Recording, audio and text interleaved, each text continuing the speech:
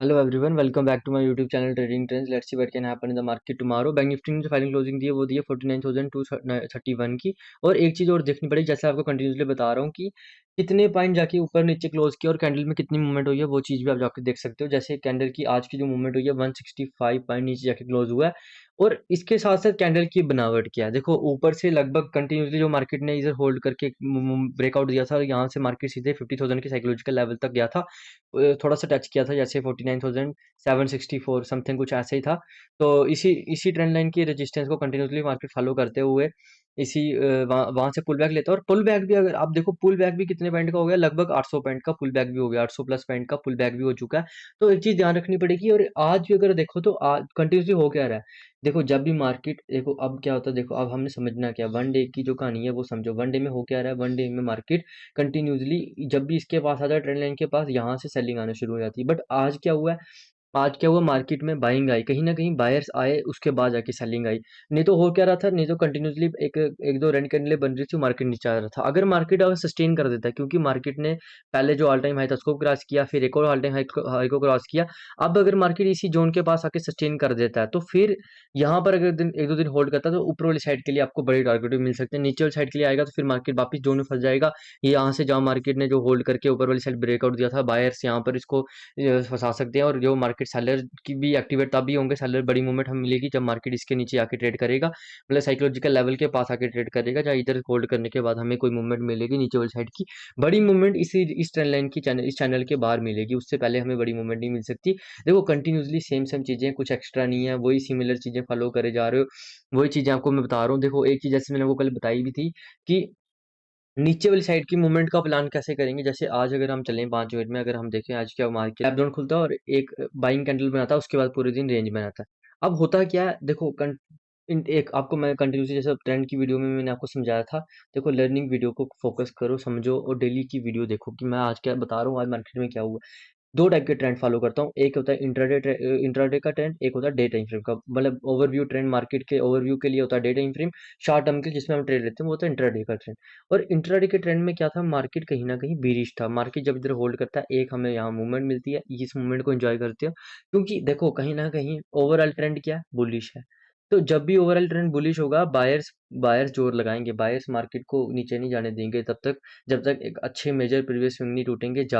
देखो अब एक चीज का ध्यान रखना पड़ेगा कि ऊपर से पुल बैक भी अच्छा खासा हो चुका है।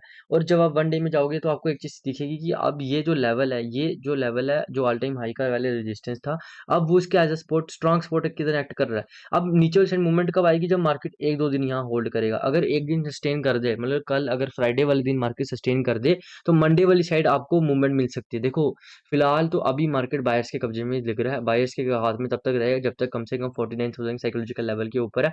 हाँ, अगर सस्टेन कर दे, कल देखो, कल की ओपनिंग बड़ी मैटर करेगी। अगर कल मार्केट गैप डाउन खुल जाता है, कल मार्केट अगर इस लेवल को सस्टेन नहीं करता, फिर हमारे लिए नेगेटिव सिनेरियो क्रिएट हो जाएगा, फिर हमें नीचे का ट्रेड सोचना पड़ेगा। बट कल अगर मार्केट यहाँ होल्ड कर जाए, तो परसों मंडे, मतलब जाने की मंडे को आपको एक अच्छा ट्रेड मिल सकता है, जो आपको 50,000 के लेवल को टच कर सकता है, क्योंकि अभी तक मार्केट ने 50,000 के लेवल को टच नहीं किया, थोड़ा सा नीचे से वहां से घूम चुका था। बस आपको बड़े बड़े टारगेट कब मिलेंगे, जब इस चैनल के बाहर निकलेगा। देखो इलेक्शन का पीरियड है, वोलेटिलिटी भी मार्केट में बहुत ज्यादा है, क्योंकि मार्केट ने यहाँ से एक अच्छी मूवमेंट दी थी और वहां से 2 दिन में वापस रिकवरी भी कर दी। भाई ये चीज है ना, यही तो चार्ट है, सिंपल सिंपल चीजें, कैंडल्स को समझो क्या हुआ मार्केट में आज वो देखो। देखो उसके बाद अब मार्केट में क्या हुआ, मार्केट में जो पहली कैंडल ग्रीन बनी, उसके बाद मार्केट इसके बीच आके, देखो अब सिंपल सा प्राइस एक्शन, यहाँ मार्केट होल्ड करता है, आपको ब्रेकडाउन का एक ट्रेड मिलता है। अभी नीचे अगेंस्ट द ट्रेंड में ना बड़ी मूवमेंट का एक्सपेक्ट करना एक थोड़ा सा मुश्किल हो जाता है। अगेंस्ट द ट्रेंड अगर आप बड़ी मूव एक्सपेक्ट कर रहे हो ना, फिर थोड़ा सा रिस्की काम हो जाता है। क्योंकि क्या होता है कि ट्रेंड बुलिश होता है, कहीं ना कहीं जब उनको बायर्स को लगता है कि आप प्राइस सही पॉइंट पे आ गया, तो वो वहां पर एंट्री ले लेते हैं, तो वो वापस मार्केट को ऊपर ले आते हैं। अगर आप देखो तो मूवमेंट कोई नहीं हुई है, अगर आज पूरे दिन देखो तो मार्केट इसी रेंज में फंसा रहा, कुछ मूवमेंट नहीं हुई। पहले पहले ऊपर वाली रेंज बनाई, फिर इसी रेंज में आके फंस गया।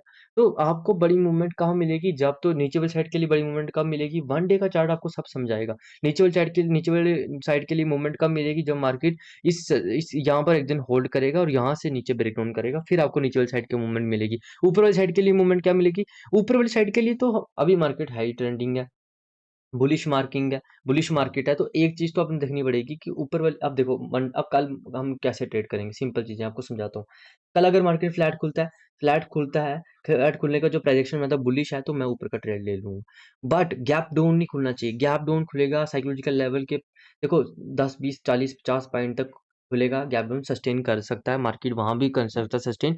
बट अगर ज़्यादा बड़ा गैप अप खुल गया 100, 150 पॉइंट के पास खुल गया मतलब 49,000 की साइकोलॉजिकल लेवल के पास कहीं खुल गया, फिर से थोड़ा नेगेटिव सिनेरियो हो सकता है क्योंकि फिर मार्केट इसको कल का as a low as a resistance act कर सकता है। तो उस चीज़ को हमें ध्यान रखना पड़ेगा और एक चीज़ और कि ट्रेंड कहीं नेगेटिव ट्रेंड इंट्राडे का जो है वो पॉजिटिव मतलब बिल्कुल फुल फ्लैज नेगेटिव में नहीं कन्वर्ट हो जाए तो वो चीज़ का हमें ध्यान रखना पड़ेगा।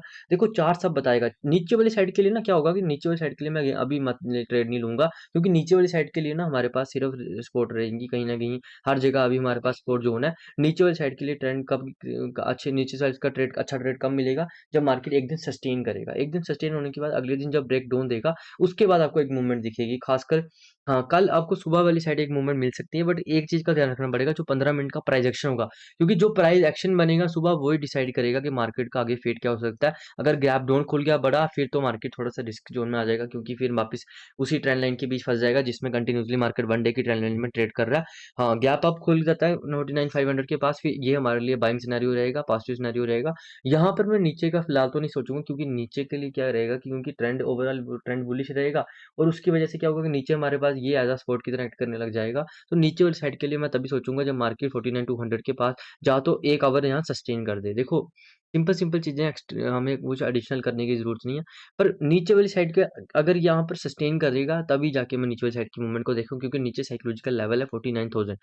साइकोलॉजिकल लेवल के नीचे आके ट्रेड करेगा वहां प्राइजेक्शन अगर गैप डाउन खुलता है 49,000 के बाद नीचे प्राइजेक्शन बिरिश बनाता है फिर मैं यहाँ एंट्री ले लूंगा क्योंकि फिर एंट्री लेते प्रॉब्लम नहीं होगी। बट एक चीज का हमें ध्यान रखना पड़ेगा क्योंकि ट्रेंड अगेंस्ट द ट्रेंड जा रहे हैं तो हमारे पास नीचे जो हमें पहले हमें सपोर्ट मिलेगी वो मिलेगी हमारे पास साइकोलॉजिकल लेवल के पास मिलेगी। उसके बाद जो हमें सपोर्ट मिल सकती है 600 से 800 के बीच का जो जोन है यहाँ मिल सकती है। तो एक चीज का ध्यान रखना पड़ेगा नीचे वाली साइड के लिए बड़ी मूवमेंट एक्सपेक्ट करने की जरूरत नहीं है। बड़ी मूवमेंट हमें थोड़ी-सी मिल सकती है, या तो 48,000 के नीचे मिल सकती है, या वही ट्रेंड लाइन के बाहर मिलेगी।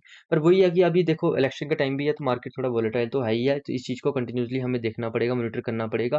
देखो, बाकी आगे मैं थोड़ा सोच रहा था कि आपको कंपोनेंट की वीडियो दूँ, बट मैं पहले सोच रहा हूँ कि ऑप्शंस की पूरी सीरीज़ ही आपके लिए क्लियर कर दूँ, क्योंकि क्या होता है कि कहीं काफ़ी लोगों को ऑप्शंस के बिल्कुल बेसिक के बारे में पता नहीं होता और ऑप्शन को अगर आपने समझना है, तो छोटी-छोटी चीज़ जो ऑप्शन ऑप्शन का क्या काम है, ऑप्शन क्या होते हैं, स्टॉक्स और ऑप्शन में क्या डिफरेंस है, तो वो ये सब चीज़ें आपको समझानी पड़ेगी। तो इसलिए मैंने पहले सोचा कि आपको पूरा स्टॉक ऑप्शंस का पूरा कोर्स ही आपको थोड़ा-सा बताने के लिए मैं पढ़ाऊँगा।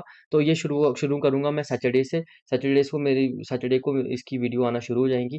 तो ये आप देख सकते हो एक नई प्लेलिस्ट बना लूँगा ऑप्शन के नाम की ऑप्शन सीरीज़ के नाम पे प्लेलिस्ट बना लूँगा। वहाँ जाके आप चेकआउट कर सकते हो। तो ये वीडियोज़ आना शुरू होंगी सैटरडे को। Thanks for watching this video. Have a nice day.